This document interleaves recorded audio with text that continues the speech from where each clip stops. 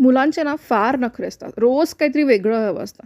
सकाळी केलेलं संध्याकाळी नको असतं आणि पुन्हा वरून तेच ते खायचा कंटाळा येतो. मग करायचं काय? तर ही जी रेसिपी आहे ना, ही तुम्ही मुलांसाठी पण करू शकता. मुलांसाठी एकदम हेल्दी आहे. प्लस जर तुम्ही डाएट कॉन्शियस असाल, डाएटवर असाल, तर त्याच्यासाठी सुद्धा तुम्ही ही रेसिपी यूज करू शकता. सो रेसिपी नक्की ट्राय करा. इथे करायचं असं आहे, की मी इथे मेथी आणि पालक एकदम बारीक चॉप करून घेतलेला आहे. त्याच्यामध्ये आपले सगळे मसाले घालायचे आहे. हळद, तिखट, धनेपूड, जिरेपूड हे सगळं घालायचं आहे. तीळ घालायचे आहे थोडेसे आणि ह्याला याच्यामध्ये नाचणीचं पीठ घालायचं आहे 1-1.5 चमचा आणि थोडंसं बाइंडिंगपुरतं मी कणिक वापरली आहे. जर तुम्ही डाएटसाठी वापरणार असाल तर ओट्सचा वापर करू शकता, ओट्स पावडरचा किंवा ज्वारी, बाजरा कुठल्याही पिठाचा वापर करू शकता.